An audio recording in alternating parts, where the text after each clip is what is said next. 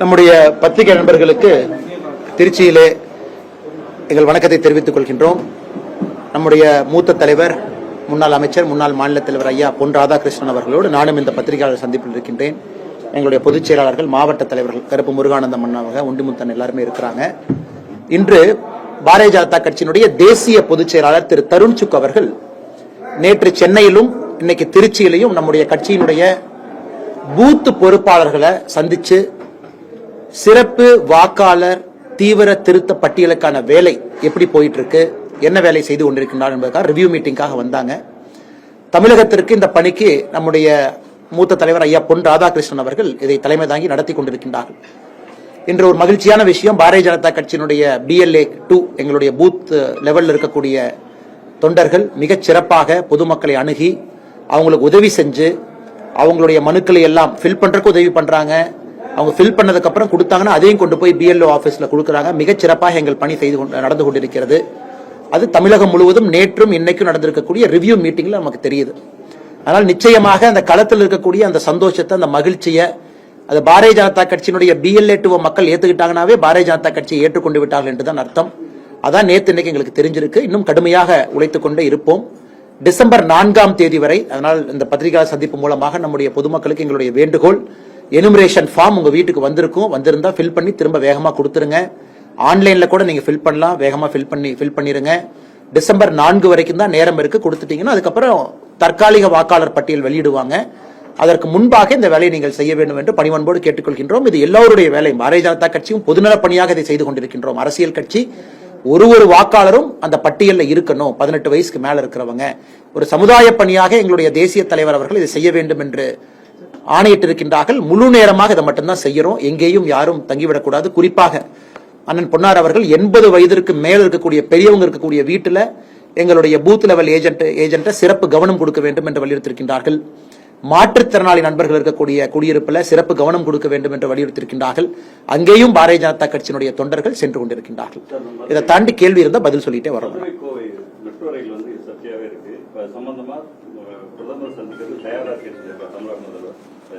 அண்ணா, பிரதமர் தமிழகத்திற்கு வரும் பொழுது பிரதமர் இங்கேயே வர்றாரு, சந்திக்கலாமே. அதாவது இதுக்கு ஒரு பழமொழி சொல்லுவாங்கன்னா, எல்லாம் சுத்தி வந்தாங்களாமா, கடைசியில் புதையல் அங்கேயே இருந்துச்சாமா. பிரதமர் அவர்கள் ராமநாதபுரம், ராமேஸ்வரம் வந்தாங்க. அன்னைக்கு முதலமைச்சர் அவங்க ஊட்டி போயிட்டாங்க. பிரதமர் அவர்கள் இன்னைக்கு அவங்க கோயம்புத்தூருக்கு வந்திருக்கிறாங்க. அன்னைக்கு முதலமைச்சர் அவங்க வரல. மற்ற மாநிலத்தில் எதிர்கட்சியாக இருந்தாலும் கூட முதலமைச்சர் வர்றாங்க, பேசுறாங்க, கருத்துக்களை சொல்றாங்க, வேண்டுகோள் வைக்கிறாங்க, அவங்களுடைய தரப்பு விஷயத்தை சொல்றாங்க. ஆனா கடந்த 2 முறையும் கூட தூத்துக்குடி, கடந்த முறை பிரதமர் அவர்கள் தூத்துக்குடிக்கு வந்தாங்க, அப்பொழுதும் முதலமைச்சர் வரல. ஆனால் எனக்கு தெரிந்து கடந்த 2-3 முறை பிரதமர் அவர்கள் வந்தும் கூட முதலமைச்சர் வரல. வேறு காரணம் சொன்னாங்க.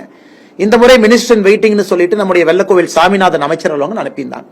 சோ புரோட்டோகால் படி அமைச்சர் வர்றாங்க, வணக்கம் சொல்றாங்க, கிளம்புறாங்க. ஆனால் முதலமைச்சர் அவர்கள் தான் அவங்க இன்ஸ்டிடியூஷனை பயன்படுத்தி பிரதமர்கிட்ட முறையிடலாம், கேட்கலாம், அவங்க கருத்தை சொல்லலாம். ஆனா இந்த விஷயத்தை பொறுத்தவரை முதலமைச்சர் அவர்களுக்கு கோவையிலும் மதுரையிலும் மெட்ரோ வர வேண்டாம் என்கின்ற எண்ணம் தான் முதலமைச்சருக்கு இருக்கு. மெட்ரோ வர வேண்டும் என்கின்ற எண்ணம் இருந்தால் அந்த டீடைல்டு ப்ராஜெக்ட் ரிப்போர்ட் DPR சரியான முறையில தயாரிச்சு கொடுத்திருப்பாங்க. இவர் மேற்பார்வை பண்ணிருப்பார்.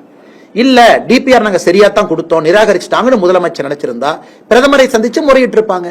அதனால் 2 இடத்திலும் கூட கவனம் கொடுக்காத முதலமைச்சர் அவர்கள் இன்னைக்கு அரசியலுக்காக நான் டெல்லி போய் பிரதமரை பார்ப்பேன், இங்க போய் பார்ப்பேன்னு சொல்றாங்க. பிரதமர் தமிழ்நாட்டுக்கே வரும்போது நீங்க பார்க்கல, டெல்லி போய் பார்த்து என்ன நீங்க செய்ய போறீங்க? அதனால் திரும்ப நாங்கள் சொல்லுகின்றோம். அந்த கடிதத்தை நாங்க வெளியிட்டு இருக்கிறோம். எங்க தலைவர்கள் பேசியிருக்கிறாங்க. எங்களுடைய கோயம்புத்தூர் தெற்கு தொகுதியினுடைய MLA மரியாதைக்குரிய வானதி ஸ்ரீனிவாசன் அக்கா பத்திரிகையாளர் சந்திப்பு நடத்தியிருக்கிறாங்க. என்ன பிரச்சனை, அவங்க கொடுத்த ரிப்போர்ட்ல என்ன தவறு, எல்லாமே சொல்லியிருக்கோம். நாமளும் பல இடத்துல பேசியிருக்கோம். ஆனால் மத்திய அரசு நிராகரித்து கொடுக்கவே மாட்டோம் என்று சொல்லவில்லை. நீங்கள் கொடுத்திருக்கக்கூடிய டீடைல்டு ப்ராஜெக்ட் ரிப்போர்ட் DPR என்று சொல்லக்கூடியது ஃபால்ட்டியா இருக்கு, அது வரைமுறைக்கு உட்பட்டதாக இல்லை, அதை சரி பண்ணுங்க. இந்த DPR அப்ரூவ் பண்ண முடியாதுன்னு தான் சொல்லியிருக்கிறாங்க. மாநில அரசு மறுபடியும் கலந்தோசிச்சு, டெக்னிக்கல் எக்ஸ்பர்ட்ஸ் இருக்கிறாங்க, டிராபிக் எக்ஸ்பர்ட்ஸ் இருக்கிறாங்க, அவங்ககிட்ட கலந்தாலோசித்து சரியான DPR ப்ரிப்பேர் பண்ணி மத்திய அரசு கிட்ட மறுபடியும் சப்மிட் பண்ணணும். பாரதிய ஜனதா கட்சி ஏன்னா கோயம்புத்தூருடைய MLA வாக்குறுதியா இருக்கு. அவங்களே சொல்றாங்க, நாங்கள் மெட்ரோக்காக நிற்கின்றோம், நாங்க கோயம்புத்தூர் மக்களுக்காக இருக்கின்றோம், மதுரைக்காக இருக்கிறோம், நாங்க சொல்றோம். ஆனால் இவர்கள் தான் இதை வைத்து அரசியல் செய்து கொண்டிருக்கின்றார்களோ தவிர நாங்கள் அல்ல. மாநில உரிமை பொறுத்தவரையிலே பாஜக கவனம் செலுத்துறாங்க. அதே போல நிதி பகிர்வும் தெரியாத தரதெல்லாம் சொல்லி MP கனிமொழி சொல்லியிருக்காங்க. ஆனா கனிமொழி அக்கா அவர்கள் ஒரு மூத்த எம்பி, பலமுறை நாடாளுமன்றத்தில் இருந்திருக்கிறாங்க, பலமுறை பாராளுமன்றத்தில் பேசுறாங்க. அவர்களுக்கும் தெரியும் நிதி பகிர்வு தமிழகத்திற்கு சரியா கொடுக்கல அப்படின்னா எந்த ஆதாரத்தின் அடிப்படையில் பேசுறாங்கன்னா, ஒரு பினான்ஸ் கமிஷன் அதை பிரசிடென்ட் ஆஃப் இந்தியா போடுறாங்க, ஜனாதிபதி. இப்ப புது பினான்ஸ் கமிஷன் போட்டிருக்கிறாங்க, சமீபத்தில் பிரதமரை சந்திச்சிருக்கிறாங்க, நீங்க பாத்தீங்க. அவங்க எல்லா மாநிலத்துக்கும் டூர் பண்றாங்க, பினான்ஸ் செக்ரட்டரி எல்லாம் பாக்குறாங்க மாநிலத்துல. அதன் பிறகு ஒரு ஃபார்முலா அப்ரோச்சை கொண்டு வர்றாங்க, அதை ஜனாதிபதி ஏத்துக்கிறாங்க, அதை மத்திய அரசு ஏத்துக்கிறாங்க. அந்த ஃபார்முலா படி தான் இத்தனை காலமாக நிதி பகிர்வு நடந்து கொண்டிருக்கிறது. இது காலங்காலமாக யூபிஎல்லும் சரி என்டிஎல்லும் சரி. எனவே கனிமொழி அவர்கள் புதிதாக எண்ணம் குற்றம் சாட்டியிருக்கின்றார்கள். குறிப்பாக இப்ப இருக்கக்கூடிய காலகட்டத்தில் இன்னைக்கு நீங்க பாத்தீங்கன்னா தான் பெர்ஃபார்மன்ஸுக்கு என்டிஏ நாம 10 வருஷத்துல தான் பினான்ஸ் கமிஷன்ல பெர்ஃபார்மன்ஸ்க்கு இன்சென்டிவ் கொடுக்கிறோம். இதுக்கு முன்னாடி பெர்ஃபார்மன்ஸ்க்கு இன்சென்டிவ் இல்லை, மக்கள் தொகைக்கு அதிகமாக முக்கியத்துவம் இருந்ததையும் மாத்தி இருக்கும். 1971 சென்சஸ் பாப்புலேஷன் எடுத்திருக்கோம், 2011 சென்சஸ் பாப்புலேஷன் எடுத்திருக்கோம். இதெல்லாம் பிரதமர் அவர்கள் செஞ்சிருக்கிறாங்க. 32% இருந்த நிதி பகிர்வு என்பது 42 விழுக்காடு நம்முடைய மோடி அவர்கள் வந்த பிறகுதான் 10 ஆண்டுகள்ல 42 விழுக்காடா உயர்த்தி இருக்கிறாங்க. இது கனிமொழி அவர்களுக்கு தெரியும், தெரிஞ்சும் ஏன் போய் சொல்றாங்க? அடுத்து தமிழகத்தை வேண்டும் என்றே இங்க வஞ்சிச்சாங்க. இன்னைக்கு மெட்ரோவை பத்தி நம்ம பத்திரிகை நண்பர்கள், மூத்த நண்பர்கள் சொல்றேன், உங்களுக்கு தெரிஞ்சதுதாங்கண்ணா, இந்தியாவில் நடைபெற்ற மெட்ரோவுக்கு மிக அதிகமாக நிதி கொடுத்த ஒரு மெட்ரோ சென்னை மெட்ரோ. பெங்களூருக்கு அவ்வளவு நிதி கொடுக்கல. வேற எந்த மெட்ரோவுக்கும் கொடுக்கப்படாத நிதி ஃபேஸ் 2 சென்னை மெட்ரோக்கு மத்திய அரசு கொடுத்திருக்கிறாங்க. அதையும் மனோகர்லால் கட்டர் அவர்கள் வெளிப்படையா சொல்லியிருக்கிறாங்க. இந்தியாவில் அதிகப்படியாக ஒரு ஃபேஸுக்கு நாங்கள் ஒதுக்கிய பணம் சென்னை மெட்ரோ ஃபேஸ் 2. அப்படி இருக்கும்பொழுது மத்திய அரசு எங்க ஏற்றம் தாழ்வு பார்த்தாங்க, எங்க கொடுக்க கூடாதுன்னு சொன்னாங்கன்னா? அதனால அரசியலுக்காக கனிமொழி அவர்கள் தன்னுடைய தம்பி முதலமைச்சர் ஸ்டாலின் அவர்கள் 4 ஆண்டு காலமாக என்ன பண்ணி செஞ்சாங்கன்னு அவங்களால சொல்ல முடியல. மறுபடியும் மத்திய அரசின் மீது குறை சொல்லி தான் தேர்தலை சந்திக்க வேண்டும் என்று நினைக்கின்றார்கள். அவர்களுக்கு இந்த தேர்தலில் மக்கள் பாடம் புகட்டுவார்கள்.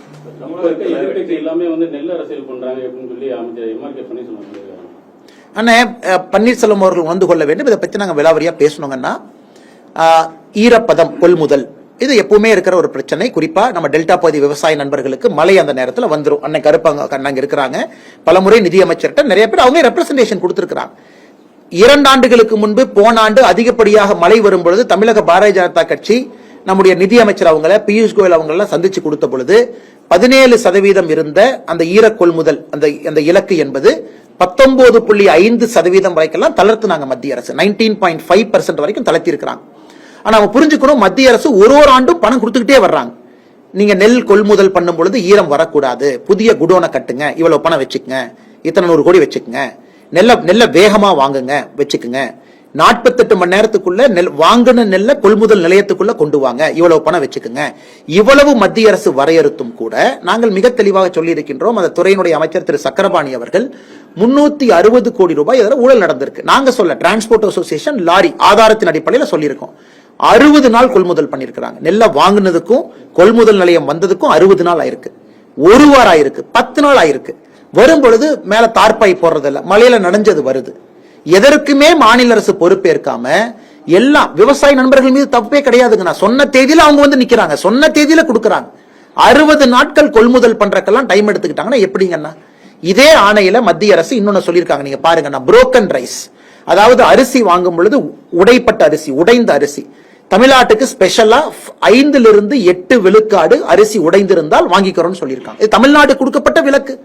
அரிசி உடைஞ்சிருக்கு, அதாவது அரிசி நீங்க நெல்லில் இருந்து எடுக்கக்கூடிய அரிசி உடைஞ்சிருக்கு, 5 to 8% பை வால்யூம் பை வெயிட்ல உடைஞ்சிருந்தா அதையும் எடுத்துக்கொள்கின்றோம் என்று இதே ஆர்டர்ல சொல்லியிருக்காங்க. முதலமைச்சர் அதை பத்தி பேசுவது கிடையாது. இத்தனை ஆண்டு காலமாக தமிழகத்திற்கு நெல் ஈரப்பதம் இல்லாம கொண்டு வருவதற்காக கொடுக்கப்பட்ட பணத்தை சரியான முறையில அவங்க செலவு செய்யல, அதை பத்தி பேசுறது இல்ல. இதற்கு முன்பு 19% நம்ம உயர்த்தி இருக்கின்றோம், கடுமையான மழை பெய்தும் அதெல்லாம் பண்ணல. இன்னைக்கு மாநில அரசு தான் செய்த தவறு அவங்க பொறுப்பேற்றுக்கணும். விவசாய நண்பர்கள் தான் சரியா கொடுத்த நெல்ல இவங்க நனைய வச்சு, தார்பா இல்லாம குடோன் இல்லாம வெளியே போட்டு வச்சு நெல்லெல்லாம் முளைச்சு இவ்வளவு டிராமா பண்ணதுக்கு அப்புறம் கூச்சமே இல்லாம முதலமைச்சர் அவர்கள் பிரதமர் மீது அபாண்ட பழி போட நினைக்கின்றார்கள். இது டெல்டா பகுதியில் இருக்கக்கூடிய ஒரு விவசாய பெருமக்களுக்கும் தெரியும். இதில் குற்றவாளி யார் என்றால் தமிழகத்தினுடைய முதலமைச்சர் ஐயா ஸ்டாலின் அவர்கள். கடலூர்ல 38 கிராமங்கள் டெல்டா பகுதியை அறிவிச்சிருக்காங்க. அவங்களுக்கு நிறைய விவசாயம் பண்றதுக்கான வாய்ப்புகள் நிறைய ரொம்ப நாள் கோரிக்கை அவங்களுக்கு. அது நீங்க எப்படி பாருங்க? ஆனா தெரியலங்கன்னா நாங்கெல்லாம் இங்க இருந்தோம். அத மாதிரி அறிவித்திருந்தால் அது ரொம்ப சந்தோஷம் தாங்கன்னா. தமிழகத்தை பொறுத்தவரை விவசாயத்தை வளப்படுத்துவதற்காக, விவசாயத்தை விஸ்தீரப்படுத்துவதற்காக தமிழக அரசு எந்த முயற்சி எடுத்தாலும் அது நல்லது தானே. ஆனா முயற்சி எடுக்காம இருக்கிறாங்க. அதனால நிச்சயமா முயற்சி எடுக்கணும். கால்வாய் சுத்தம் பண்றதிலிருந்து, நீர்ப்பாசனத்தை கொண்டு போறதிலிருந்து, விவசாய விளைநிலங்களை விளைநிலங்களா வச்சிருக்கிறதுல இருந்து, இன்னைக்கு தமிழ்நாட்டில் பாத்தீங்கன்னா கார்பன் கண்டென்ட் விவசாய பூமியில 0.5% கீழே வர ஆரம்பிச்சிருச்சு. 4% கீழே போனா எதுவுமே முளைக்காதுங்கண்ணா. இதையெல்லாம் முதலமைச்சர் கவனம் கொடுக்கணும். நேச்சுரல் ஆர்கானிக் ஃபார்மிங் இந்தியாவில் சவுத் இந்தியா ஆர்கானிக் ஃபார்மிங்க தமிழ்நாட்டில் நம்முடைய பிரதமர் அவர்கள் இங்க நடத்தி இங்க வந்திருக்கிறார். ஹைதராபாத்ல இல்ல, பெங்களூர்ல இல்ல, எங்கேயும் இல்லைங்க. இங்க வந்திருக்காருன்னா பிரதமருடைய மனசுல என்ன இருக்கு? தமிழகம் ஒரு இயற்கை வேளாண்மை, இயற்கை விவசாயத்துல முன்னோடி மாநிலமாக வர முடியும் என்று பிரதமர் கவனம் கொடுக்கிறார். அந்த மேடைக்கும் முதலமைச்சர் போகல, பிரதமர் வரும்போதும் வரவேற்கும் போகல. நல்லா புரிஞ்சுக்கணுங்கன்னா, இந்த ஒரு நிகழ்ச்சிக்காக பிரதமர் வர்றாங்க. அடுத்து நான் சவுத் ஆப்பிரிக்கா போகணும்.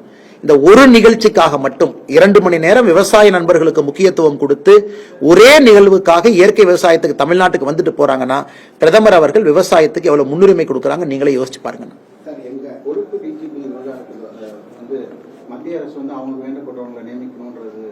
அண்ணா, முதலமைச்சர் பொய் சொல்றாங்க, தமிழ்நாடு அரசு பொய் சொல்றாங்க.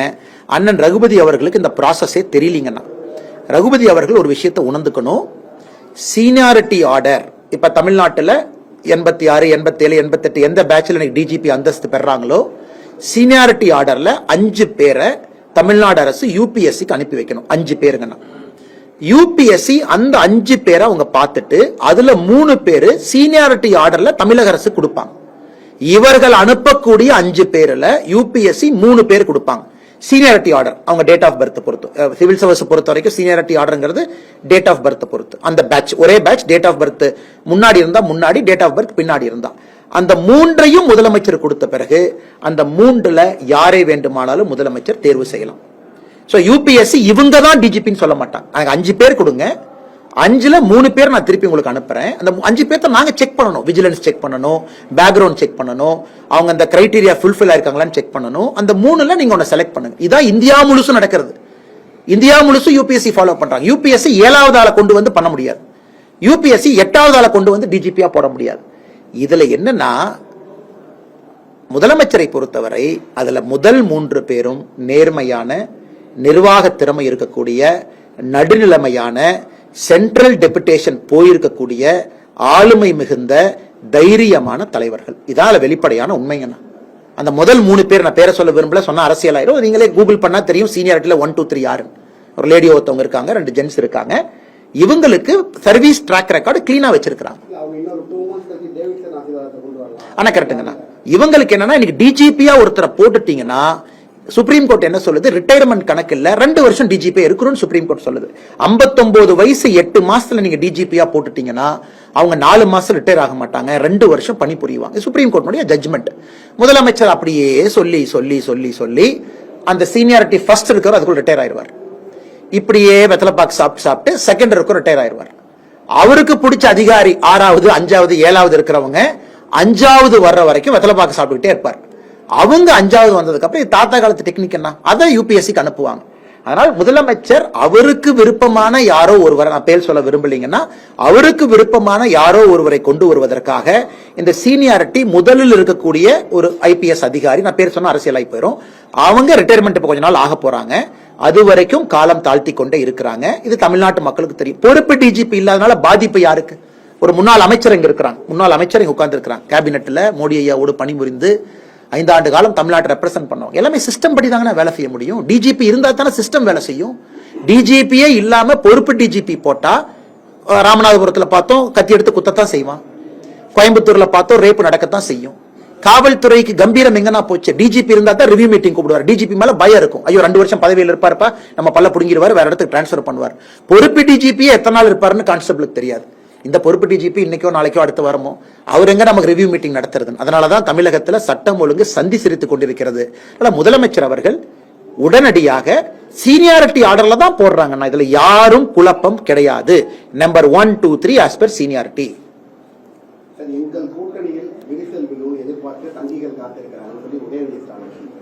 உதயநிதி ஸ்டாலின் அவர் எப்படின்னாங்கன்னா, அவருக்கு ஒரே டைலாக் தானா, அவர் விளையாட்டுத்துறை அமைச்சரா இருக்கிறாரு, என்ன சாதனை செஞ்சாரு? அந்த வடிவேலு பேண்ட்டுக்குள்ள பட்டாவட்டி டவுசருக்குள்ள கையை விட்டு வெளியே காட்டுவார், ஒண்ணு இல்லை அப்படிங்கிற மாதிரி. துணை முதலமைச்சரா இருக்கிறீங்க, முதலமைச்சர் எதிர்க்கட்சி தலைவராக இருக்கும் பொழுது வாங்கின ரிவ்யூ பெட்டிஷன்ஸ் அவ்வளவு வாங்குனீங்க. பெட்டிஷன் மக்கள்கிட்ட போய் குறை தீர்ப்பு முகாம் எத்தனை சால்வ் பண்ணீங்க? கிடையாது. எதுவுமே பேசாம சமஸ்கிருதம் செத்து போன மொழி, தமிழ் இப்படி, சமஸ்கிருதம் இப்படி, ஹிந்தி இப்படி, வடக்கு இப்படி, தெற்கு இப்படி, டெங்கு, மலேரியா, இது மட்டும்தான் பேசுறாரு. அவருக்கு உண்மையாலுமே சப்ஜெக்ட் நாலேஜ் இல்ல. நம்முடைய துரதிருஷ்டம் தான்.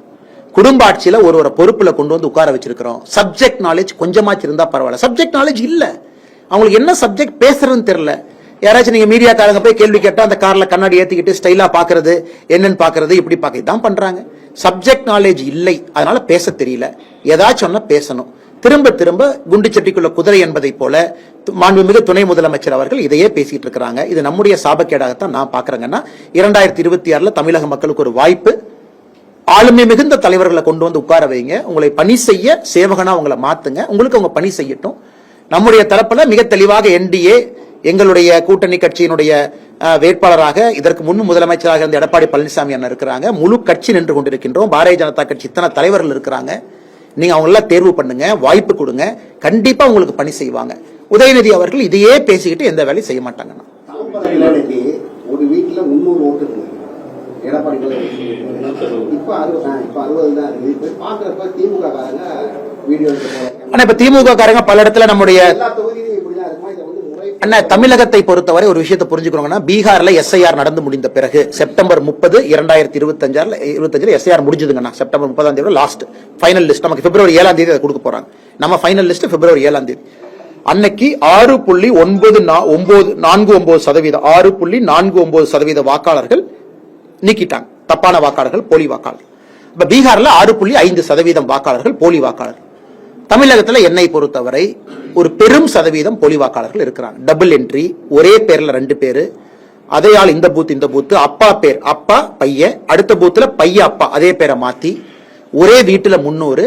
அதனால் மிக முக்கியமான வேலை இங்க எல்லோருக்குமே, தமிழக மக்களுக்கு வரைவு வாக்காளர் பட்டியல் வெளியிட்ட பிறகுதான் நம்ம வேலை இருக்கு. வரைவு வாக்காளர் பட்டியலை மீடியா நண்பர்கள் நீங்களும் பாப்பீங்க, நாங்களும் பார்ப்போம். 1 பேர், 2 பேர், 3 பேர் நிறைய இடத்துல நம்ம வெட்டி எறியணும். ஏன்னா அதெல்லாம் தப்பு. பொதுமக்கள் கேள்வி கேட்கணும். பொதுமக்களும் கேட்பதற்கு உரிமை இருக்கு. நீங்களும் போய் எலெக்ஷன் கமிஷன் ஆப்ல சிட்டிசனா நீங்களும் மார்க் பண்ணலாம்.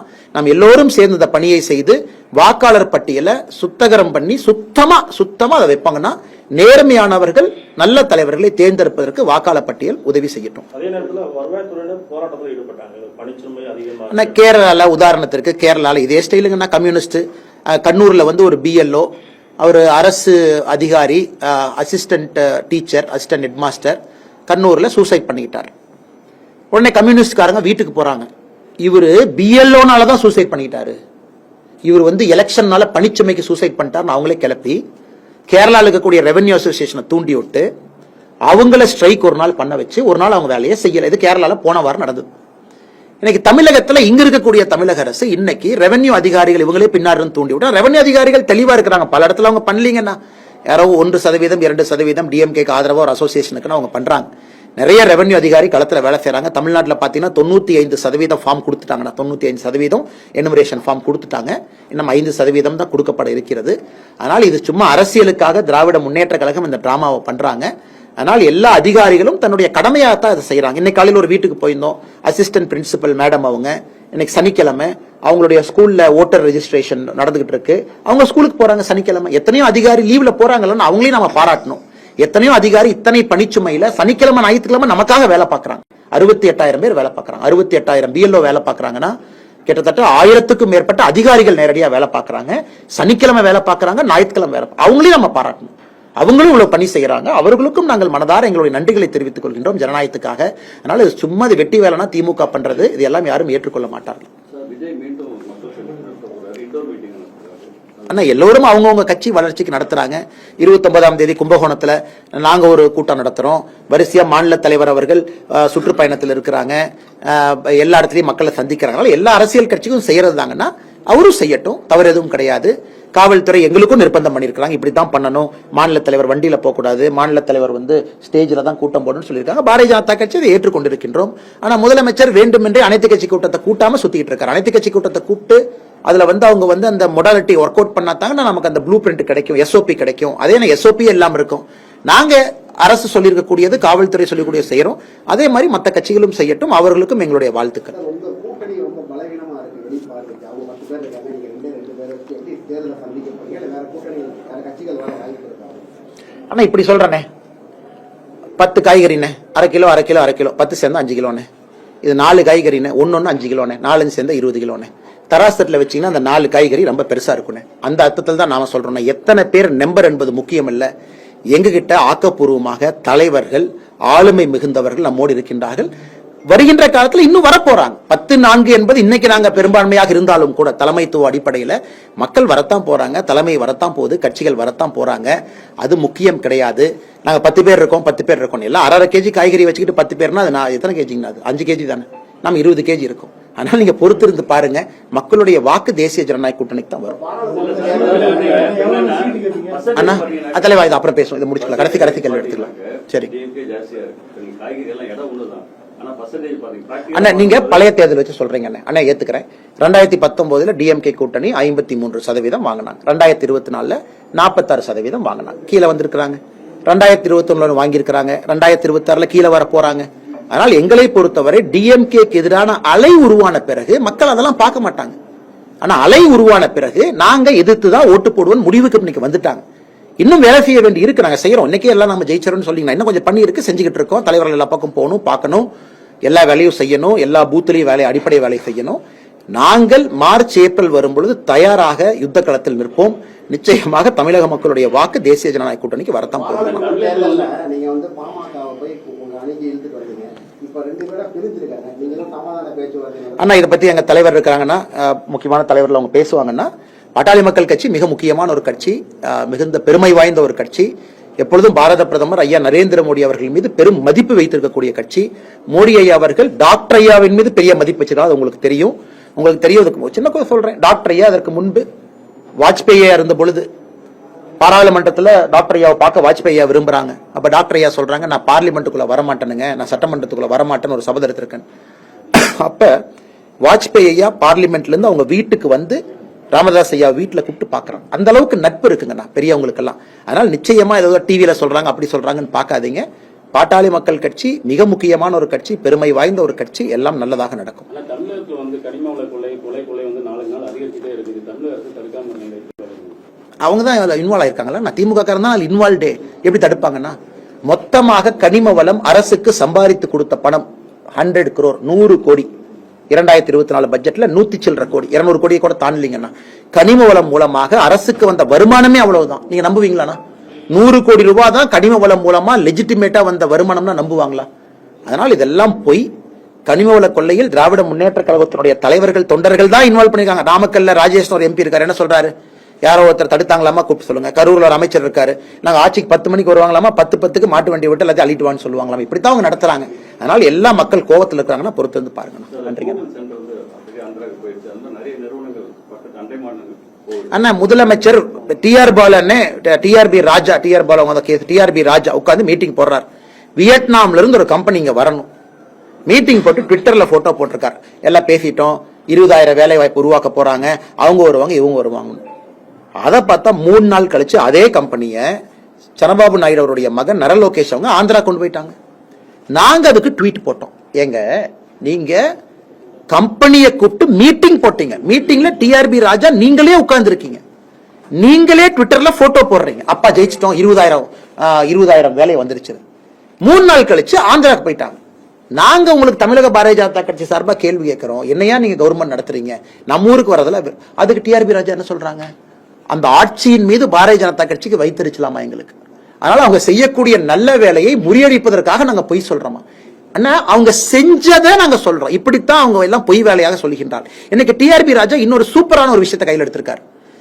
நமக்கு எந்த கம்பெனி வருதுன்னு முக்கியம் இல்ல, நமக்கு எப்படிப்பட்ட கம்பெனி வேணும்னு நாங்க ஸ்ட்ராட்டஜிக்கா அந்த கம்பெனியை மட்டும் கூப்பிடுறாங்களாமா. இப்ப பத்திரிகை நண்பர்கள் நீங்க கேட்பீங்க, அண்ணா ஆந்திராக்கு 10 போயிடுச்சு, தமிழ்நாடு 2 தான் வந்திருக்குன்னா, தம்பி நம்ம கேட்டதே 2 தான் அப்படிங்கிறார். இது வடிவேலு காமெடி மாதிரி இல்லைங்கண்ணா. கூகுள் அங்க போகுது, டேட்டா சென்டர் அங்க போகுது, பெரிய பெரிய நிறுவனம் அங்க போகுது. இவர் இங்க உட்கார்ந்து சோப்பு கம்பெனி, சோப்பு டப்பா கம்பெனி, செருப்பு கம்பெனி இதெல்லாம் கூப்பிட்டு இருக்காரு. இதான் ஹானஸ்டா. இதான் அவங்க பண்ணிட்டு இருக்காரு. என்னையா அந்த கம்பெனி வர மாட்டேங்குதுன்னா நமக்கு அந்த கம்பெனில வேண்டாம், நமக்கு இந்த கம்பெனி தான் வேணுங்கிறார். இது வாழைப்பழ ஜோக்கு மாதிரி ஒண்ணு போச்சு அந்த மாதிரி. அதனால தமிழக மக்கள் இதெல்லாம் புரிஞ்சுக்கணும். இவங்க ஏமாற்று வேலை செய்கின்றார்கள். குவாலிட்டியான கம்பெனி இங்க இல்லைங்கன்னா, குவாலிட்டியான அடுத்த தலைமுறையை மேலே கொண்டு செல்வதற்கான artificial intelligence, data centre, Google, நிவிடியா அந்த மாதிரி கம்பெனி எதுவுமே வரலீங்கன்னா, மேனுஃபேக்சரிங் வெளியே போயிருச்சு ஹை குவாலிட்டி. இன்னும் அந்த 2-3 வியட்நாம் கம்பெனியை வச்சு சுத்திட்டு இருக்காங்க. ஒரு வின்ஃபெஸ்ட் ஒரு வியட்நாம் கம்பெனி எஸ்கேப் ஆயிட்டான். வந்துட்டு ஆபீஸ் உட்கார்ந்துட்டு தமிழ்நாடு தலைமைச் செயலகத்தில் டீயை குடிச்சிட்டு ஒரு 2 நாள் எஸ்கேப் ஆகி ஆந்திராக்கு போயிட்டாங்க. இதை கேள்வி கேட்டா எங்களுக்கு வைத்தறிச்சல் என்று டிஆர்பி ராஜா அவர்கள் சொல்லுகின்றார்கள். இதை விட கேலி கூத்து என்ன நீங்களே சொல்லுங்க. இதை விட கேலி கூத்து சொல்லுங்க. நாங்க போட்டோ போட்டு கேட்கிறோம். மதுபான கடை வந்து குறைக்கிறேன்னு சொல்லிட்டு இப்ப தமிழகத்துல வந்து பாத்தீங்கன்னா 11 சொல்லி இப்ப கடை ஓப்பன் திருச்சி மாவட்டத்துல 10க்கும் மேற்பட்ட கடை தேசிய நெடுஞ்சாலே இருக்கு. நம்ம இதை எதிர்த்து எந்த போராட்டம் நம்ம எதுவும் வந்தீங்களா? தொடர்ந்து பாரதிய ஜனதா கட்சி நாங்க பேசிட்டு இருக்கோங்கன்னா, தொடர்ந்து இதை நாங்க பல இடத்துல வந்து கண்டிச்சிருக்கிறோம், பேசிக்கிட்டே இருக்கிறோம். ஒரு லெவலுக்கு மேல மக்கள் இதையெல்லாம் கவனித்துக் கொண்டிருக்கின்றார்கள் என்று நம்புகின்றோம். நாங்க பேசுறோம், சண்டை போடுறோம், மக்கள்கிட்ட ஆரோக்கியமான விஷயத்த சொல்றோம், இதெல்லாம் வேண்டான்னு சொல்றோம். மக்கள் இதை கவனிக்கிறாங்கன்னு நாங்க நம்புறோம். என்னதான் ஆட்டம் போட்டா இன்னும் ஒரு 5 மாதங்கள் தான். மதுபானத்தினால கொலைக்கும் அதுக்கும் சம்பந்தம் இருக்கு, மதுபானத்திற்கும் கஞ்சா புழக்கத்துக்கும் சம்பந்தம் இருக்கு. இதெல்லாமே இன்டர்லிங்க்டுங்கண்ணா. இதற்கு மூலக்கருவாக இன்னைக்கு மதுபான கடைகள் இருக்கு. இன்னைக்கு பெண்களுக்கு 6 மணிக்கு மேல பாதுகாப்பு இல்லை, அதற்கும் மதுபான கடைகள் ஒரு காரணம். அதனால் நிச்சயமாக, ஏன்னா அவங்கள பொறுத்த வரைக்கும் திமுக நடத்தக்கூடிய சாராய ஆலைகள்ல ஆஃப்டேக் பண்ணணும், இன்டேக் பண்ணணும், ஆஃப்டேக் பண்ணணும், அதுக்காக நடத்துறாங்க. நான் போன டைமே சொல்லியிருந்தேன், ஒரு மூத்த அமைச்சர் திமுகவுடைய பொருளாளர் யாருங்கன்னா டிஆர் பால், அவங்க நம்ம டிஃபமேஷன் கேஸ் கோர்ட்டுக்கு ஒரு கார்ல வந்தார். எந்த கார்ல வந்தாருன்னா கிங்ஸ் டிஸ்டிலரி அந்த கம்பெனியினுடைய கார்ல வர்றார். திமுகவுடைய பொருளாளர் டிஃபமேஷன் கேஸுக்கு சைதாப்பேட்டை கோர்ட்டுக்கு வர்ற கார்னுடைய எண் எடுத்து பாத்தீங்கன்னா அது ரெஜிஸ்டர் ஆயிருக்கிறதே ஒரு சாராய ஆலை. அதுலயே தெரியுதேனா, இதுலயே லட்சம் தெரியுது இல்லைங்கண்ணா. இப்படித்தான் இருக்காங்க தமிழக மக்கள், இதெல்லாம் கவனிக்கிறாங்க, நாங்க நம்புறோம். ஆனா தலைவர்கள் இருக்கிறாங்க, மாநில தலைவர் தான் அதற்கு சரியான நபர், சரியான தலைவர் இதை பத்தி பேசுவதற்கு. அதனால இந்த கேள்வியை மாநில தலைவர் அவர்கள் நீங்க சரியான நேரத்தில் கேளுங்கன்னா அவங்க பதில் சொல்லுவாங்க. முன்னாள் தலைவர்கள் எல்லாமே ஒரு நல்ல பொறுப்புல கொடுத்து போயிருக்காங்க. உங்களுக்கு இதுவரை பொறுப்புகள் எதுவும் வழங்கப்படல. தொண்டர் ஏங்க, என்னை விட பெரிய தலைவர், என்னை விட இந்த கட்சியை வளர்த்தவர், திருமணம் செய்யாம அண்ணன் இருக்கிறனால சொல்றேன், எப்பவுமே வாய்ப்பு கிடைக்கிறது இல்ல. அண்ணா சொல்றேன், அண்ணா இல்லைங்கண்ணா, இல்லை அண்ணா அப்படி இல்லை, அண்ணா அப்படி இல்லை, அண்ணா அப்படி இல்லைங்கண்ணா. நான் சொல்றது கேளுங்கண்ணா. இன்னைக்கு ஒரு தொண்டனா படி செய்யறார். நீங்க யோசிச்சு பாருங்க. ஒரு முன்னாள் அமைச்சர் எந்த கட்சியிலையும் பார்க்க மாட்டீங்க, முன்னாள் மாநில தலைவர் பார்க்க மாட்டீங்க. இன்னைக்கு இந்த எஸ்ஐஆர் என்பதற்காக இன்னைக்கு இங்க இருக்கிறாரு, சென்னையில இருந்தாரு, முந்தானத்து சேலத்துல இருந்தார். ஆனால் இந்த கட்சியை பொறுத்தவரை எங்கள் பணியை செய்து கொண்டே இருப்போம்.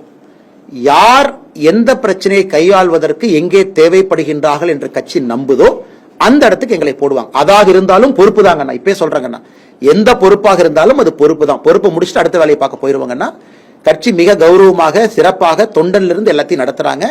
இன்னைக்கு இந்த எஸ்ஐஆர் மிக முக்கியம், அந்த வேலையை செய்கின்றோம், மிகச் சிறப்பாக எல்லோரும் செய்து கொண்டிருக்கின்றோம். நன்றி.